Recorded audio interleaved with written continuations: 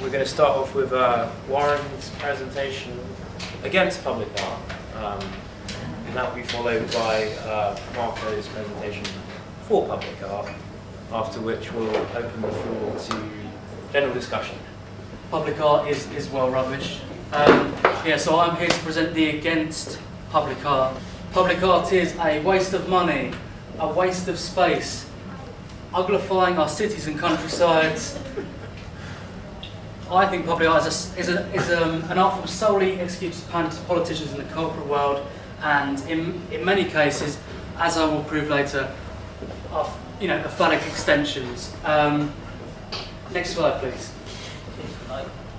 Anthony Gormley, Angel of the North. Wonder where I'm going with this. Next slide, please. A waste of money. Gormley's Angel of the North cost £1 million, and this was funded by the lottery. But most public art is either paid for by local governments or corporate. That's £1 million that could be spent on nurses, police forces, or our armed services. Next slide, please.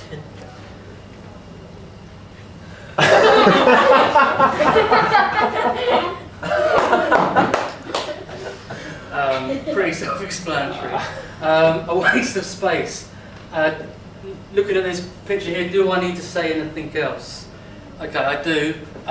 Why should important people like bankers and high-powered businessmen have to walk around art? Time is money, guys. So how, A there, B there. There's no straight, you can't go straight. You have to go around. Time is money. Next slide, please.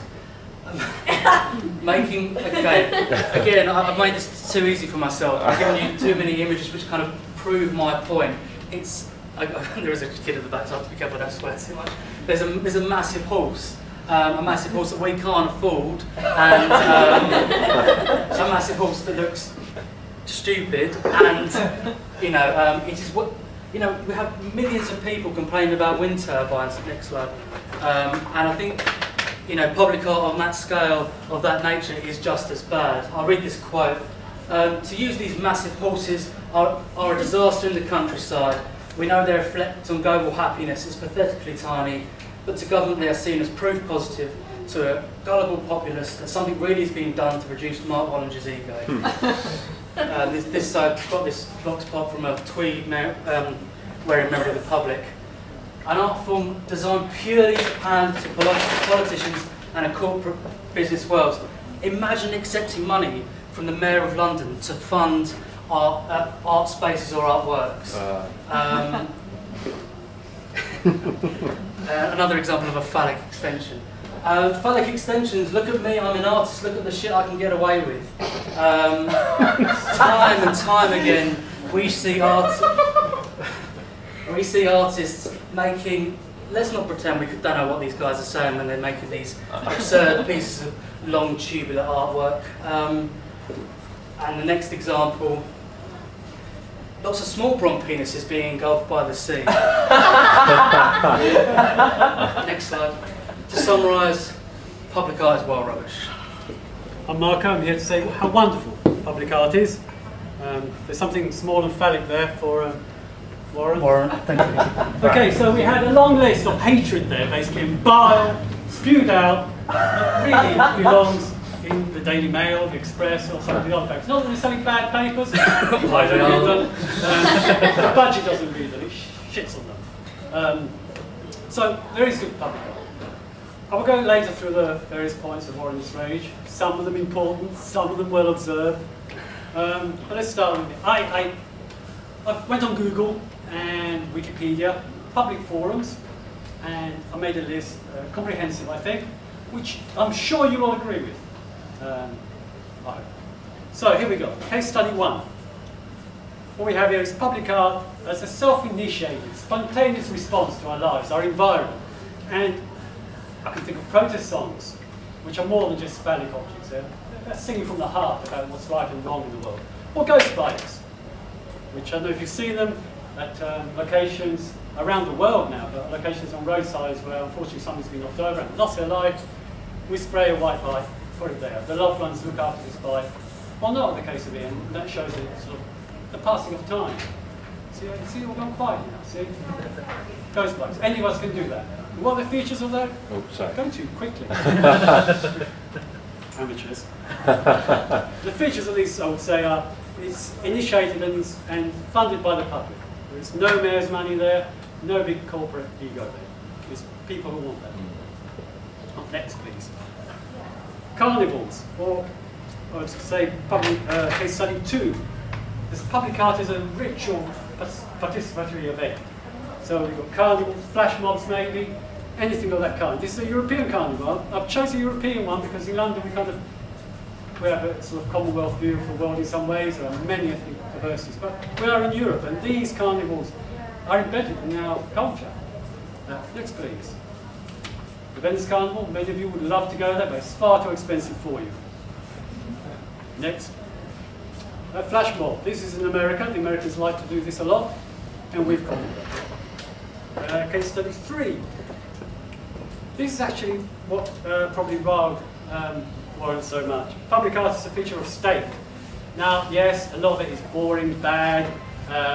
It does last a hell of a long time, and we can't remember why it's there. But there are some very good examples, such as this, which is the Royal Artillery Memorial, near Marble Arch, I think. No, sorry, Hyde Park Court. And you go there, and it does stop you. At least it stopped me, made me think about what went on during the First World War, how these men, these figures around there, died to this huge piece of machinery, lost their lives. Why? No reason, really, at the end of the day. No real reason. Next, the Houses of Parliament. We may not like them. They're a bit like Disney by the sea. But that is an indication of British power, as was a scene. It's dated, but that's our history, good or bad. Victorian's view of medieval England. Case 4. Public art is a feature of political expression. We may not agree with it. Northern Ireland murals. The local people there really agree with it. Cost nothing.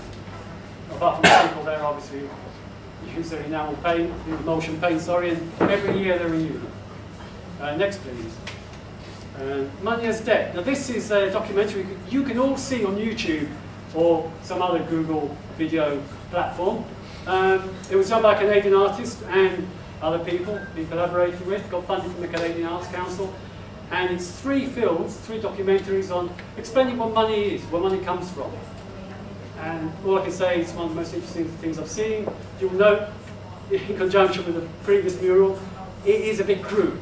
But that's the nature of it. There is no, the worth of that is way more than the money put in by the public or the political powers that be. And case study 5, it's a long list, we're halfway through, hang on, is the artists who are eccentrics, but that come to symbolize usually where they're from, such as Gaudi. This is Park Gaudi in Barcelona. Barcelona would be very different if it wasn't for this man. And if you go to the next one, the current favourite of Tate Modern is Yayoi Kusama. And really, if she hadn't been picked up by the art world, she would just be another insane person, basically. This is installed in Hawaii, I believe. But again, she's come to signify something. From Andy Warhol to now, she signifies that very eccentric sort of Japanese potential for art in a very different way, different to perhaps what we would have. Case study 6. These are the aristos of the art world, the people of means, who sometimes can be self-funded. This is Christo, the Reichstag. What else could you do with the Reichstag but wrap it up? But they did it. They did it. And a lot of what they do is self-funded through selling prints, but just because they're so well known. And likewise, the next one is Maurizio Catalan. This is the Milan Stock Exchange. This is a finger, monumentally done in stone, set outside it. Again, who else could do that? Case study 7. These are bits of what I call public art. You may disagree with this, but they're a byproduct of another activity. So this is a simple little ribbon, you know the kind of thing. It represents AIDS. Why is that good? Well, I think it's beyond what it is now. You see that, you automatically think AIDS, you automatically associate it. I know it's a bit of corporate branding in this, but it kind of means a lot more than that. If you go to the next one, this is in Spain. This was originally a publicity advert. I don't know if you've seen them. They're meters high by the side of the road. They used to have the name of the corporate brand of sherry. But then the Spanish government said no more public hoarding by the motorways. Huge public uproar. These were kept, painted black. Obviously it's a bull. It's a very unlucky cow. And that's come to symbolise Spain. And just a byproduct of corporate branding. Case study 8, please. This is public art, it says, as available to anyone, if you know where to look. So on Vimeo, which is a video platform, you can see the art of Mary Flanagan. This is a video she did in 1998 called The Perpetual Bed. And it's a kind of meandering story of how her grandmother was in the last few years of her life, and then how she sort of mumbled and talked, some of it nonsense, some of it, a lot of it was memories that just bubbled up. And these are various images that come in with voice and music, and you can see it. You can go online, you can view it, it's a piece of art. You can buy it if you have the money, but you don't need to. The other people who do that is people on the tape. You can go there and you can look for art. Now obviously it's part of it is advertising for themselves, part of it is corporate branding again, or personal longing to show off what you've done. But it works, it's art. And again, it's free to you. And the last one I've got here is case study 9. These are forums for discussing public art. Wikipedia set one up specifically. It's not particularly good, to be honest. And I don't know if the next one will come up, it probably won't. Oh, yeah. It's Public Art Online. It doesn't really show, but that is a specific website, publicartonline.org.uk. You can go on there, you can add stuff. So, first of all, we had the four Warren's statements why public art was so bad. It was wasteful, it was uglifying our cities, our countryside, phallic, and usually politically led. Well, nurses, police, and armies, we all need that. We also need lots of other things. Why not have public art as well as other things? You know, there was a principle of the 1948 Universal Declaration for Human Rights, blah, blah, blah, that everyone has a right to freely participate in the cultural life of their community, enjoy the arts. So art should be publicly available and publicly out. And so we spend some money on art, so what? We spend our money on lots of things. It's our right to spend money, we're lucky to have it. Massive horses, I like massive horses. You may not like massive horses, you don't have to go and look at it. What can I say? It may represent something in the local area, it may not. Many of those chalk-cut horses we see in the south of England, we think are historic. In actual fact, they were Victorian approximations to what they thought prehistoric horses should look like, cut on a chalk hillside. And we treasure those. Well, why do we? They were the same reason those things were created as that white horse is created there. And yet, we think those are part of our countryside. I think that's it. Phalluses, I like phalluses, I'm very attached to mine. Anybody wants to see it, I can charge for it, or not, as the case may be. Nothing wrong with phalluses. I'll pay now if you want. It's a piece of public art. In the true tradition of a debate, I have a chance to answer back. I'm just going to spend a little while, my minute, which Declan's going to time. Really? Yeah. Okay. Proving my point why I think this is a waste of time and money. A and B, you have to go round it. So say A and then B, you'd have to go up and then you'd have to go round it, and it just doesn't make sense. I think there's, it was right that this came down, although it cost twice as much to do so. I'll leave you with this, which I am so proud of. It's not true. Did you make that? Well, I didn't do the whole poster. Right.